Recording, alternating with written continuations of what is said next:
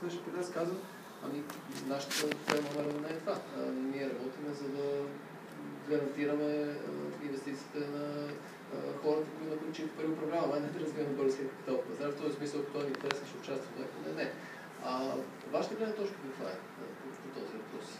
Бихте ли се ангажирали с някакви в рамките на този съвет или това, което се води тук като разговор? На чия страна застава?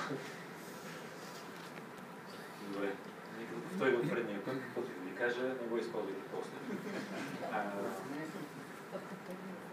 И да и не, бих казал, като отговор на въпроса от миналата година, който колегата е отговорил. Дори днес, ако погледнем портфелите на пенсионните фондове, ще видим една абсолютна дислокация. Именно толкова много инвестиции в България, че ако се погледне капиталовата теория, също би трябвало България почти да няма в портфела на всеки институционален инвеститор.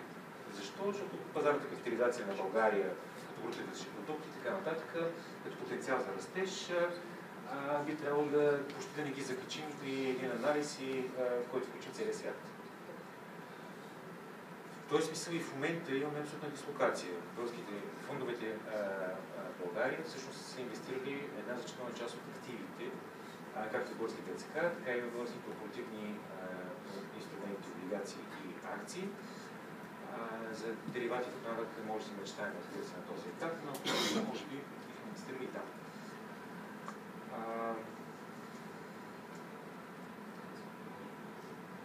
Сега, естествено, инвестициите в домицила, там, откъдето произхожда инвеститора, не могат да бъдат направени насилствено. Както каза Иваско, не може някой да го насилиш да отиде на борсата, защото само бил държавно предприятие, така ще стане по-ефективен и той с огромно удоволствие да се засили да направи. Трябва да го обудеш с бръчката, да, и той ще се дърпа. Така че такива насилствени неща трудно биха се случили. В този смисъл по пазара все пак има благоприятни доставки. Българските инвеститори, официални институционалните инвеститори са показали своята съпричастност към пазара. Продължават да го показват и към днешна дата. Знаете и за данни, както са придобиването на дялове под над 5% и кратни на 5%, което явно се вижда ситуации, в които българските инвестиционни инвеститори се включват активно на пазара и поне това е видимата част. Знаете, че част от дружествата подкрепихме инициативата за ETF базиран български индекс. В този смисъл никога не сме спирали да подкрепиме местния капиталов пазар чрез участие в 8 IPO-та. И подпомагането на компании, които да се листят на пазара. Безспорно, че за пенсионните фондове остава въпрос свързан с размера. И които и говорят, все пак размер има значение. Така че малките компании няма да бъдат таргет за пенсионните фондове.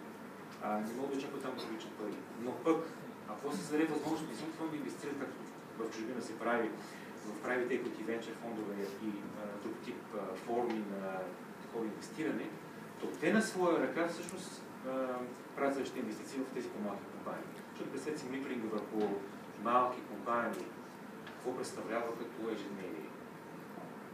Това не е ролята на големи институционални инвеститори, защото при управлението в момента са около 10 милиарда активите, вчера ви статистиката малко над 10 милиарда са активите в пенсионните фондове, което вече прави над 12% от брутния вътрешен продукт, 12-13%.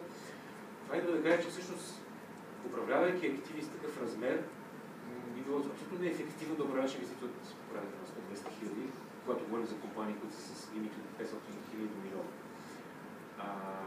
В този смисъл логично да се помисли върху следващото ниво, а именно кой да е инструментът, чрез който активите на пенсионните фондове могат да бъдат използвани в развитието на пазара на икономиката.